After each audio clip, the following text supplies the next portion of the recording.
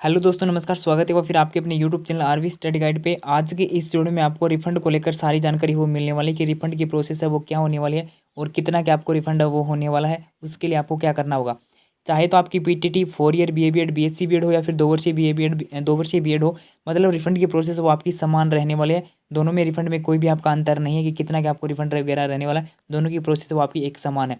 तो उसके लिए आपको रिफंड की सारी प्रोसेस आपको पता चल जाएगी। उसके लिए एक वो वीडियो को आपको लास्ट तक देख लेना है और चैनल को आपने अभी तक सब्सक्राइब नहीं करा तो सब्सक्राइब कर बेल आइकन प्रेस कर लेना। अगर आपको बाद में लगे कि चैनल आपके कोई काम का नहीं तो बाद में अनसब्सक्राइब कर सकते हो, लेकिन एक बार सब्सक्राइब करें ताकि आपको रिफंड की जब भी अपडेट आएगी, क्या प्रोसेस है वो आपकी आगे आपको रिफंड के संबंध में सारी जानकारी मिलेगी इसी चैनल के ऊपर।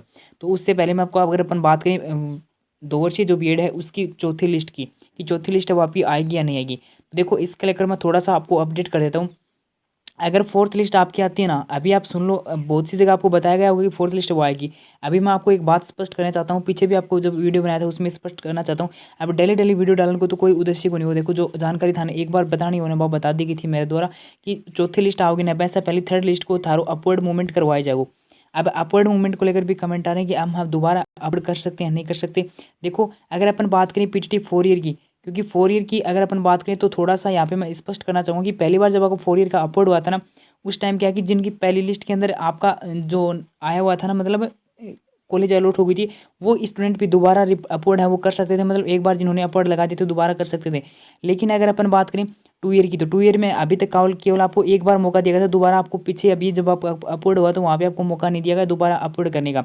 अब यहाँ पे विभाग के ऊपर डिपेंड करता है कि मान लो अभी थर्ड लिस्ट का आई ही, इसका अगर अपवर्ड करवाएंगे तो फिर से आपको मौका दिया जाएगा नहीं दिया जाएगा अपवर्ड करने का। जिस प्रकार पहले आपको मौका नहीं दिया गया था फर्स्ट सेकंड लिस्ट आने के बाद, क्या पता इस बार भी आपको अपवर्ड मूवमेंट करने का मौका ना दिया जाए। इसीलिए मैं आपको इसका कमेंट का रिप्लाई नहीं करता, क्योंकि किसी को गलत राय है वो नहीं देनी चाहिए। मैं आपको बोल दूं कि हाँ, आपको अपवर्ड का मौका दिया जाएगा और क्या पता पिछली बार की तरह विभाग आपको ना कहे कि हम दोबारा अपवर्ड आपका नहीं लेंगे।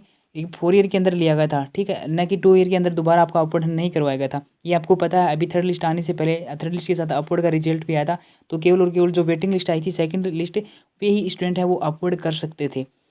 जो फर्स्ट लिस्ट वाले हैं उनका अपवर्ड नहीं लगाता। तो इसीलिए मैं आपको ये बात है वो स्पष्ट करना चाहता हूँ। जो भी बात है वो यहाँ पे स्पष्ट रूप से आपको बताई जाती है। लेकिन अब अगर बात करें फोर्थ लिस्ट की, तो फोर्थ लिस्ट है मैं एक बार फिर स्पष्ट करना चाहूँगा। आज आपकी लास्ट डेट है रिपोर्टिंग करनी 7 बजे तक। तो 7 बजे तक जितनी वगैरह रिपोर्टिंग हो जाएंगी, इसका डेटा वगैरह यहाँ पे अपडेट हो जाएगा। उसके बाद जिस किसी को फीस वगैरह जमा करवानी थी, मतलब एडमिशन जितने होने थे वो कल तक आपके हो गए। इनमें से आपका हो सकता है कुछ स्टूडेंट है वो रिपोर्टिंग ना करें।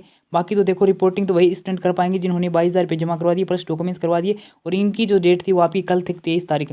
तो जितने आपके एडमिशन होने थे वो आपके हो चुके हैं। कल 23 तारीख तक जितनी फीस वगैरह जमा होनी थी वो हो गई हैं, और जितनी सीटों के ऊपर अभी बच गई हैं उनके ऊपर थोड़ा सा आप वेट करो। कल तक आपको इससे संबंधित है वो सूचना मिल जाएगी, ठीक है। कल शाम तक या फिर परसों तक आपको यहाँ पे अपडेट मिल जाएगी कि यहाँ पे आपकी अगली प्रोसेस है वो क्या होने वाली है। अगर अपन बात करें लिस्ट की, फोर्थ लिस्ट है वो आएगी या नहीं आएगी, तो फोर्थ लिस्ट है वो हो सकता है आपको देखने को मिल सकती है। बहुत ही छोटी सी लिस्ट, 1500-2000 के आसपास आपको लिस्ट है वो देखने को मिल सकती है, क्योंकि ये जो लिस्ट है इसमें काफ़ी दूर दूर कॉलेज अलॉट हुई थी स्टूडेंट को। तो हो सकता है उनमें से कुछ स्टूडेंट है वो एडमिशन ना लें, तो उसके कारण आपकी लिस्ट है वो हो जाए। अगर बहुत ही कम सीटें बचती हैं तो उसके ऊपर फिर विभाग के ऊपर निर्णय है कि वो आगे की प्रोसेस है वो क्या करे, मतलब लिस्ट निकालेगा या नहीं निकालेगा, वो विभाग के ऊपर डिपेंड करता है, ठीक है। मैंने आपको बताया कि अभी जो भी आपका अगला स्टेप होने वाला है वो केवल और केवल सीटों के ऊपर डिपेंड करता है कि कितनी सीटों के ऊपर अभी एडमिशन हो रहा है, कितनी सीटें अभी रिक्त चल रही हैं।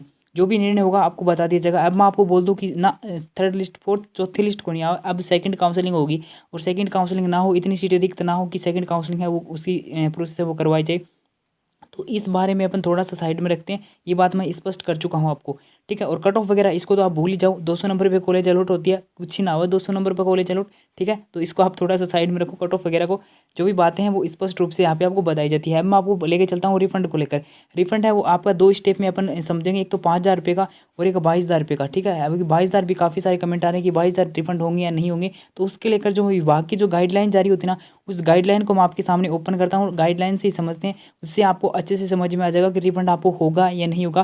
फिर आप मुझ पर भी ब्लेम नहीं कर पाओगे कि आप झूठ बोल रहे हो या फिर आप सच बोल रहे हो, ठीक है। तो जो भी गाइडलाइन है वो आपके सामने ओपन करने वाला हूँ अभी। अगर अपन सर्वप्रथम बात करें 5,000 रुपये की, जब आपने काउंसलिंग करवाई उस टाइम आपने कॉलेज फिल करने से पहले 5,000 रुपये के ट्रांजेक्शन किया था, यानी 5,000 रुपये आपने विभाग को पहले दिए थे।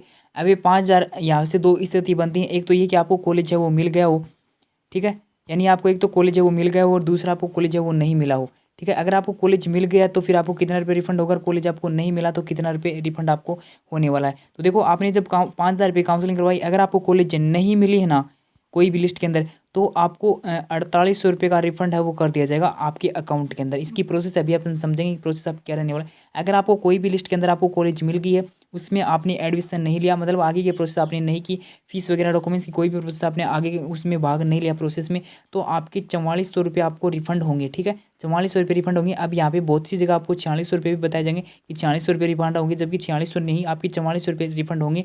इस बात को अभी आप स्पष्ट रूप से इस गाइडलाइन में आप देख सकते हो। ठीक है, यानी कॉलेज मिलने की स्थिति में आप उसके आगे की प्रोसेस में भाग नहीं लेते हो तो आपके 600 रुपये कट कर दिए जाएंगे, और कॉलेज नहीं मिलता है तो आपके 200 रुपये कट होंगे। अब अपन इस प्रोसेस को समझते हैं कि प्रोसेस आपकी क्या रहने वाली है, मतलब रिफंड आपको होगा कैसे। तो अभी आपकी काउंसलिंग की प्रोसेस चल रही है। देखो अगर अपन बात करें सेकंड यानी 2 वर्षीय जो बीएड है, इसकी आपकी जो काउंसलिंग प्रोसेस अभी चल रही है। अभी जैसे इसकी काउंसलिंग प्रोसेस बंद हो जाएगी, सारी लिस्टें वगैरह आ जाएंगी, उसके बाद आपके रिफंड के फॉर्म ओपन किए जाएंगे। ठीक है, उसके बाद आपके रिफंड के फॉर्म है वो ओपन किए जाएंगे, और वो फॉर्म आपको फिल करना पड़ेगा। वहाँ पे आपको क्या क्या फिल करना पड़ेगा, जितने आपने ट्रांजेक्शन किए, जितने ट्रांजेक्शन है उसकी यहाँ पे डिटेल आपको फिल करनी पड़ेगी। तो जो आपके चालान है उनको संभाल के रखना। उसके बाद वहाँ पे आपको अपना बैंक अकाउंट है वो वहाँ पे खुद का ऐड करना पड़ेगा, स्वयं का होना चाहिए आपका। ठीक है, तो स्वयं का आपका बैंक अकाउंट है वो वहाँ पे आपका होना चाहिए, उसको वहाँ पे ऐड करना पड़ेगा।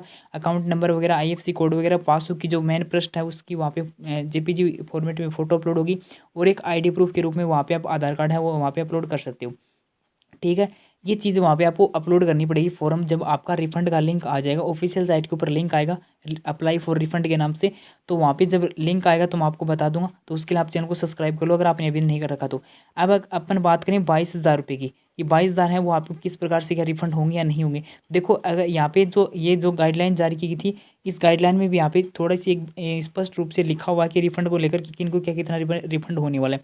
वे अभ्यर्थी जिन्होंने महाविद्यालय में आवंटन नहीं हुआ तो उनके 200 रुपये कट होंगे, यही मैंने आपको बताया कि 4800 रुपये आपके रिफंड कर दी जाएंगे। उसके बाद अगर अपन किंतु महाविद्यालय आवंटन होने के उपरांत आप रिपोर्टिंग नहीं करते हैं तो शेष शुल्क जो आपका है उसमें से आपके 600 रुपये कटेंगे। मतलब आप कॉलेज अलॉट हो गए, उससे आगे की कोई भी प्रोसेस में अगर आप भाग नहीं लेते हो तो आपको 4400 रुपये हैं वो रिफंड होंगे, और उसमें बाद आपका प्रवेश है वो आगे मतलब आगे रिफंड अभ्यर्थी स्वयं के बैंक खाते में होगा, ये आपको बता दिया। और इसके लिए आपको फॉर्म भरना पड़ेगा, उसमें आपको अपने डिटेल है वो वहाँ पे आपको बतानी पड़ेगी, मतलब आईएफएससी कोड वगैरह वहाँ पे, अकाउंट नंबर वगैरह ये सब वहाँ पे आपको जब फॉर्म अप्लाई करोगे तो वहाँ पे आपको पता चल जाएगी क्या क्या डिटेल आपको शो करनी है। अब सबसे जो बड़ा सवाल आपका है कि 22,000 रुपये रिफंड चाहिए, वह कहीं मिलेगा। तो 22,000 रुपये रिफंड कहीं मिलेगा और कान मिलेगा, और बात थी आड़े स्पष्ट रूप से एन 9 नंबर को जो पॉइंट है ये केवल और केवल 22,000 रुपये खातिर लिखे हुए हैं। तो एम यहाँ से स्पष्ट रूप से समझ सकते हो आप। अभ्यर्थी को महाविद्यालय आवंटन की सूचना की उनके पंजीकृत मोबाइल नंबर पर प्राप्त होगी। तत्पश्चात अभ्यर्थी को ऑनलाइन के द्वारा आपको मतलब दस्तावेज अपलोड करने होंगे, और उसके बाद जो शुल्क है वो शेष राशि आपको 22,000 रुपये ऑनलाइन नियमित के माध्यम से आपको जमा करवाएंगे। ठीक है, ये आप किसी माध्यम से जमा करवा सकते हो।